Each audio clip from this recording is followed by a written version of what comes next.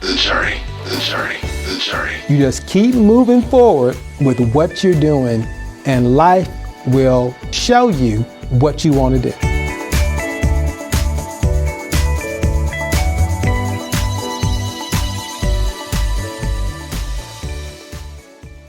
The only impossible journey is the one that you never begin.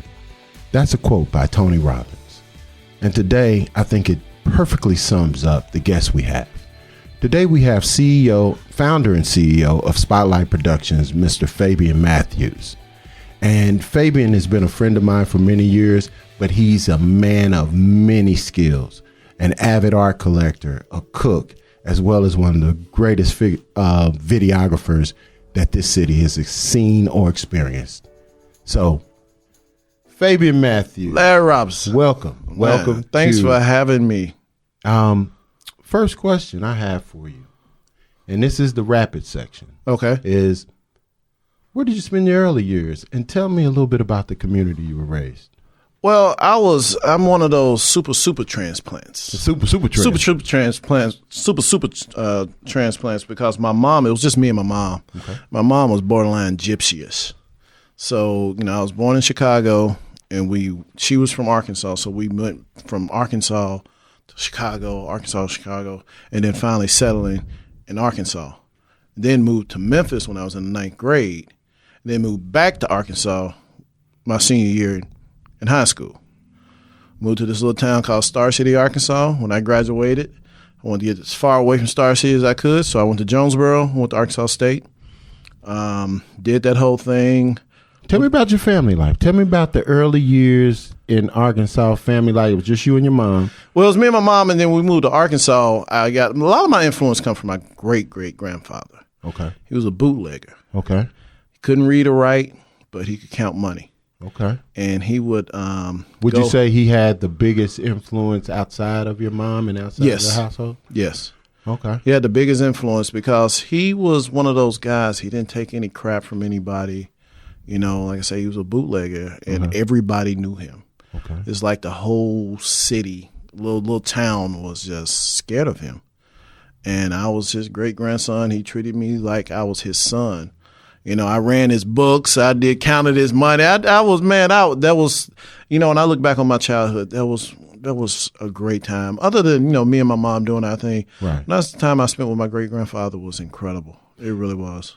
During those younger years, we end up making a lot of decisions. Right. But tell me about a decision that actually ended up having a life-altering decision, although you didn't know at the time when you made it. Man, that's a really good question, Larry. I didn't realize my mom used to tell me how I used to take things apart all the time. And, I take things apart, put them back together and all that stuff. And so she picked up on that, and she started giving me stuff that would enhance my creativity. Mm-hmm. And she's basically she was one of them wild childs who painted and did all this stuff. She was trying to do some of everything. And I guess that's where I got the creativity that I have. But that's the only thing from my childhood that I can really think of.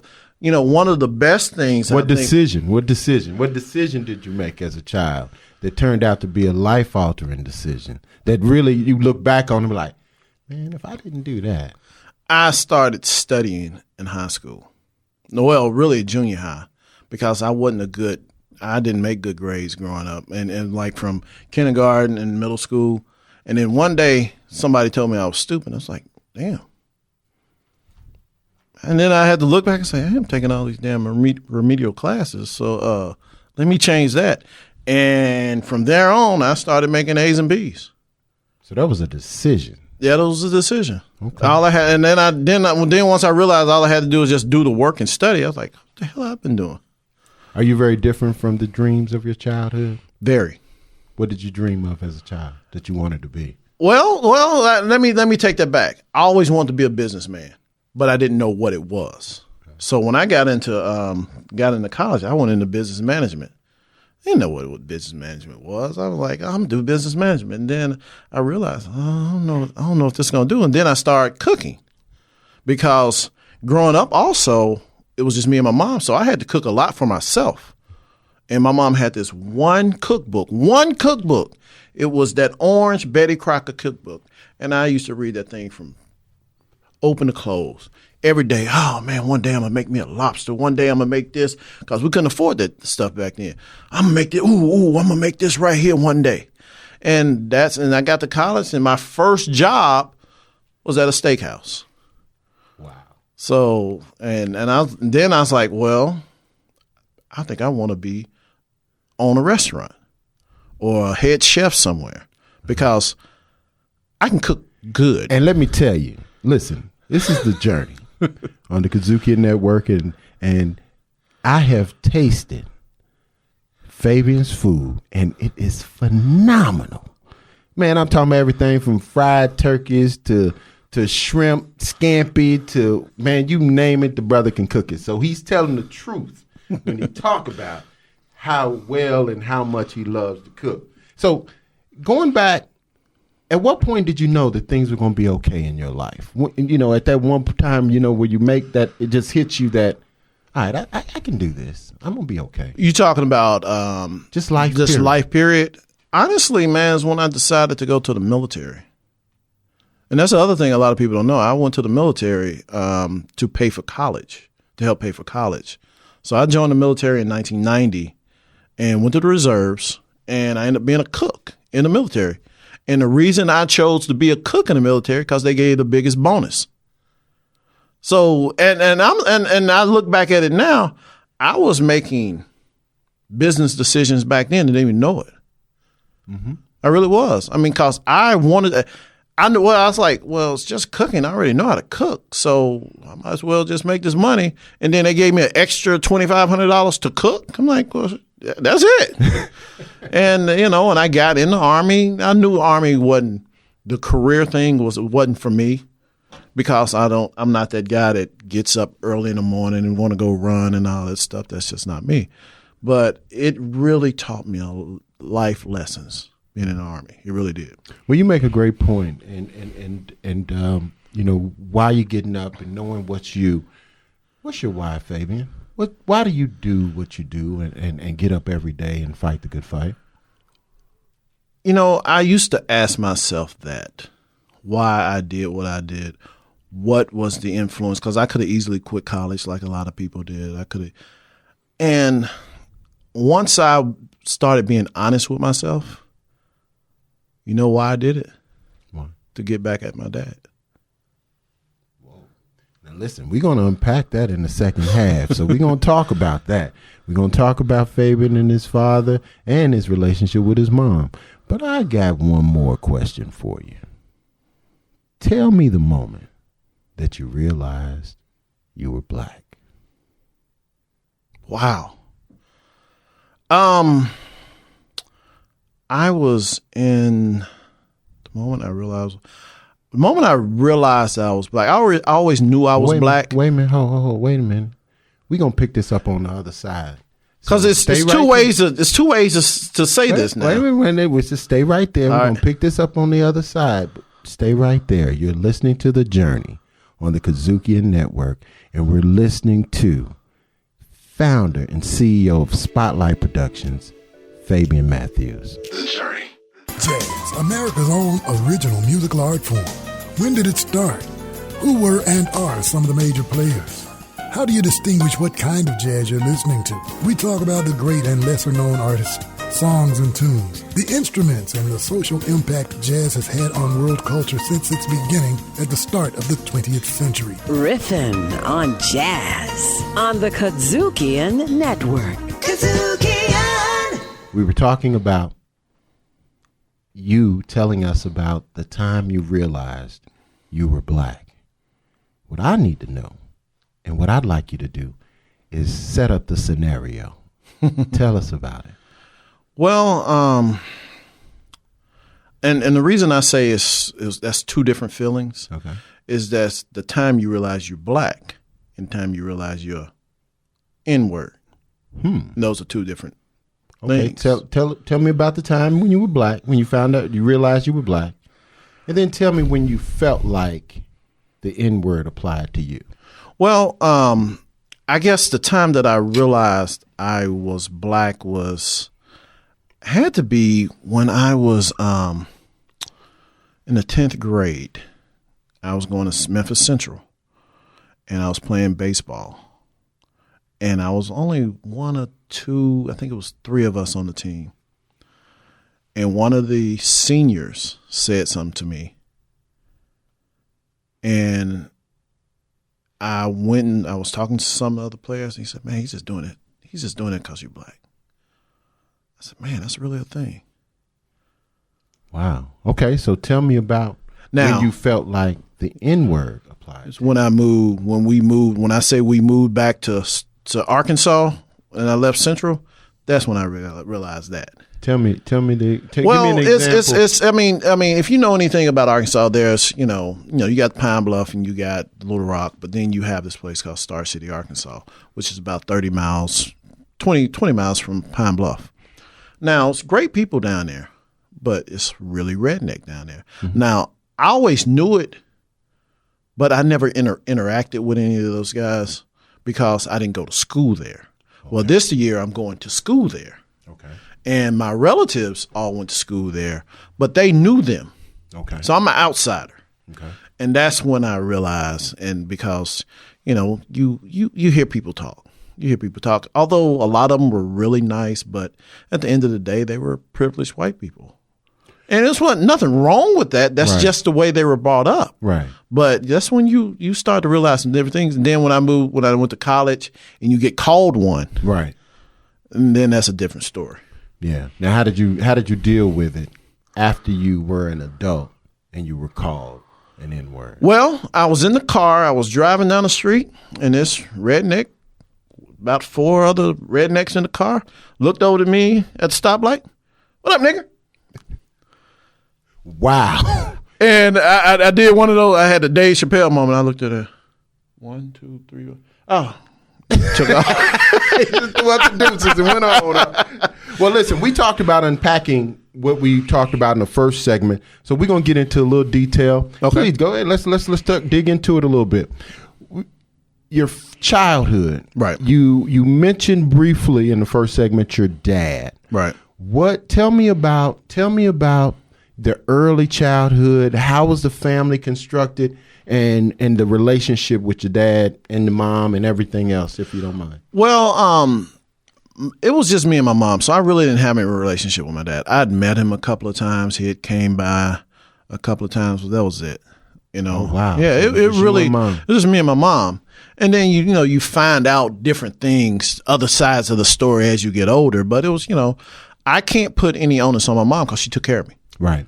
And that's all that cared. That's all that mattered. She took care of me, and my grandfather helped as much as he could. So and honestly, looking back at it, I wouldn't trade it for nothing. Okay. At all. Because when I say my motivation was to get back at him, it was one of those things where I put it in my head that I cannot fail. Okay. I will not fail because I felt, even though nobody was, I felt people were looking at me and wanting me to fail. And I wanted to prove to him that I could do it without him. So when did little sister came along? Because you were only child for I was 18. I was in college then. I was we're 20 if you catch us on the right months, we're 20 years apart. Whoa. Yeah. So what was that conversation like with mom said? I was in the Army. I was doing basic training and she called me. I was like, oh wow, really? It's like shit.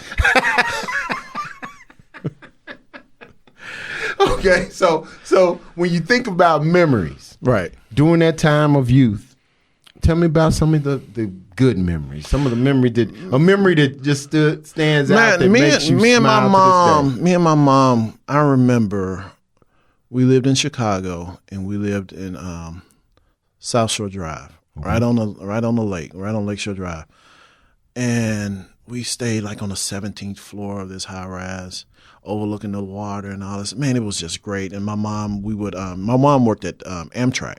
Okay. And so we would take Amtrak trips to Wisconsin and everything. We go, man, we did so much. When she was not working, we were always together. It was real cool. And then I had a big family in Chicago that I go hang out with. But man, I remember my mom, she would try to do everything. And the biggest thing that stands out about my childhood that time was Christmas. Because one day she came in with all these gifts, man, and she wanted me to, out all the stuff I got, she said, I want you to guess what this one is. I couldn't guess. I'm trying to peek in the hole, trying to tear it. And it was a Polaroid camera. Wow. It was a Polaroid. And honestly, for my childhood, that's the only present I ever remember was that Polaroid camera. And I tell her to this day, and she gets so excited that I remember that she got me that Polaroid camera. And it's really foretelling. I know. You know, and it's I mean, that's like, wow, you got a camera. I got a camera, cool. Man. That Polaroid camera, that's one memory I never forget. I got my Pentax K1000. And that was same thing. Yeah. I will never forget. Yeah. Okay, so we talking about good memories. Give me a not so good memory. Give me an incident where you like to this day you cringe.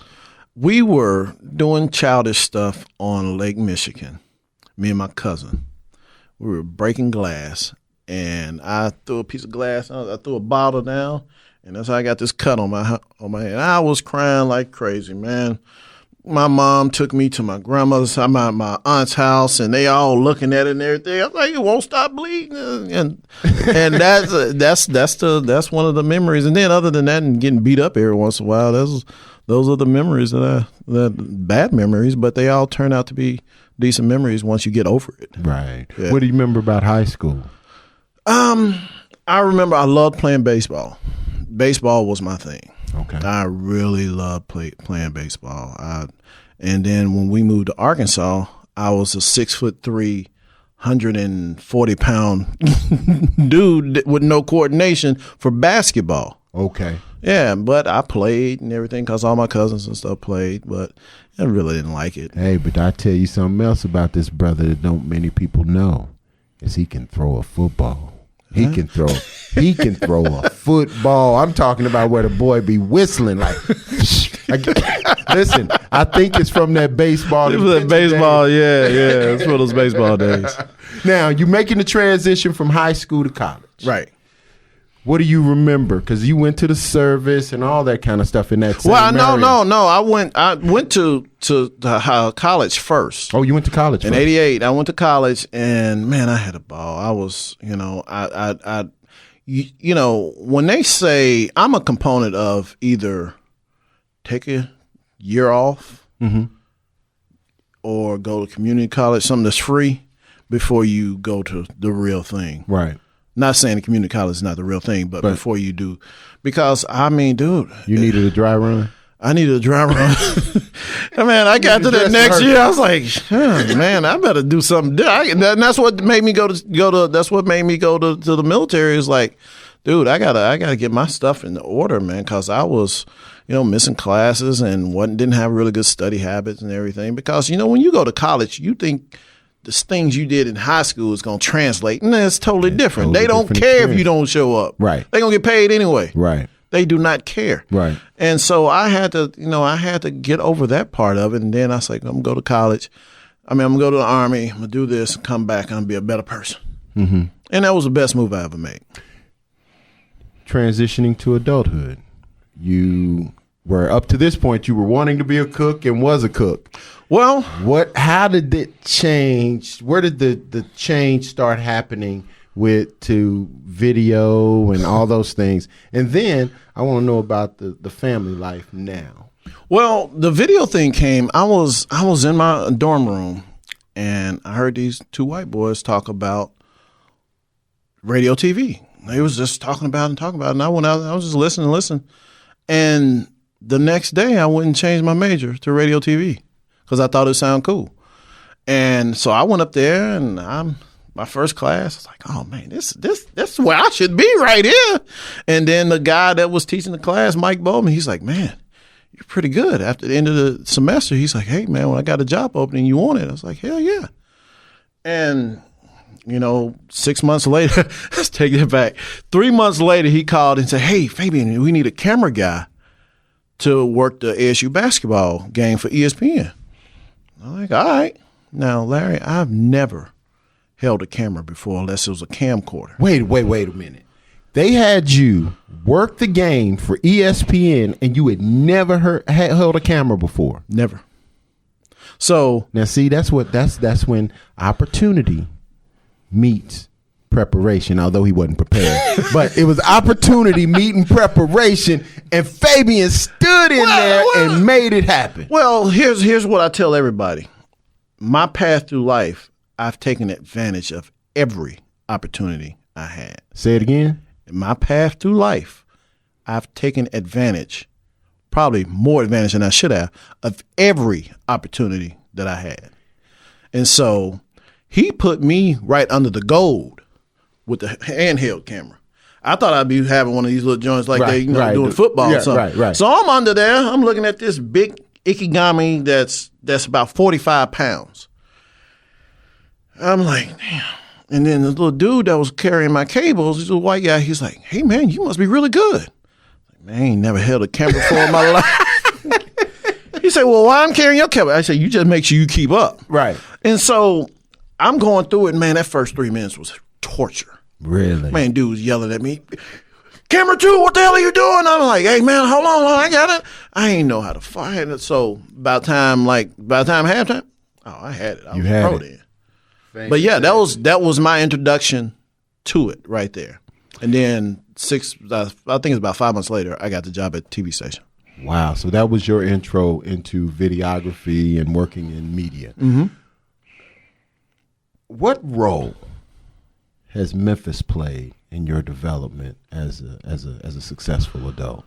Well, you know the old saying, if you can make it in New York, you can make it anywhere. Mm-hmm. I think if you make it in Memphis, you can make it anywhere. Why? Because the dynamics of Memphis, once you figure them out and get over them and don't let it get to you, and be honest with you. I can't let you gloss past that and not unpack that. What is the dynamic of Memphis? Well, what are the dynamics? The dynamics of Memphis, which you're a transplant. You're not from here. Right.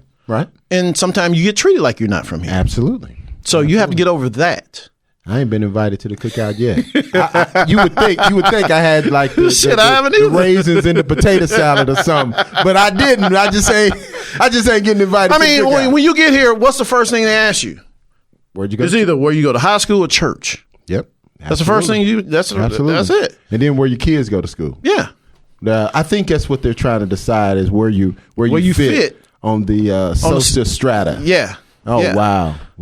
Yeah. So that's the dynamic of Memphis that stands out to you? Yeah, so that's one of them. What did it develop in you? What did that dynamic develop in you?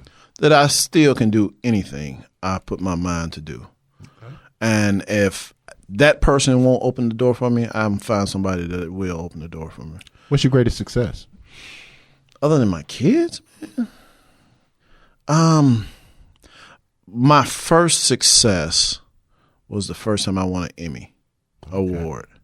Dude, I was on cloud nine. Tell the audience what an Emmy is real quick. An Emmy is the Mid-South Regional Emmys. You know, you got the national Emmys where you got the woman holding the globe. Right. It's one of those. So I got 3 of those. Very prestigious award. Yeah, but that first one, man, it was on cloud nine. Matter of fact, when I got home, me and my grandmother went to the casino and I won like $2,000.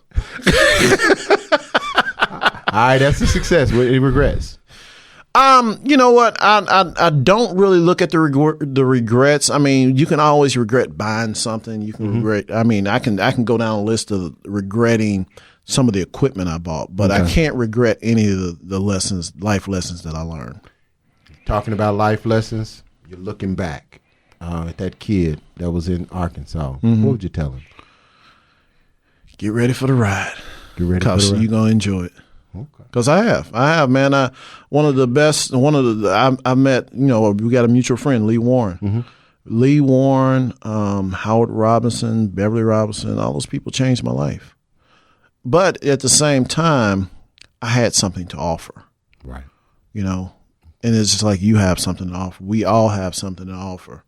You know, it's not one of those things where I never looked at anybody taking advantage of me or anything like that, even though any job you get to take advantage of, that's just it's just the thing about having a job. Last question. Mm-hmm. Many young men, young boys are listening to you, are looking at you right now. What would you tell them about their journey, and what could they, and what would you leave them with? The biggest thing I would leave them with, Larry, is I got where I am because, like I said earlier, I took advantage of the slightest moment I had. I didn't say no to anything. I never thought I couldn't do anything. If I couldn't do anything, I would find out how to do it. Unless it's just totally out my realm, I would find a way to do it. And you just can't give up. If you have a dream, you have to go for it. You can't let nobody talk you out of it. You got to, keep naysayers at a distance and just go for yours. Manage your surroundings is what I hear Mr. Fabian Matthews saying. Mm-hmm. Listen, Fabian, thank you. Thank you for sharing your journey with us on The Journey. Listen, stay right there because we're going to come back. We're going to keep bringing you these amazing, amazing Memphis icons. So listen, till the next time, this is Larry Robinson, your host. Goodbye. The Journey hosted by Larry Robinson. Executive producer, the Delta Boulay.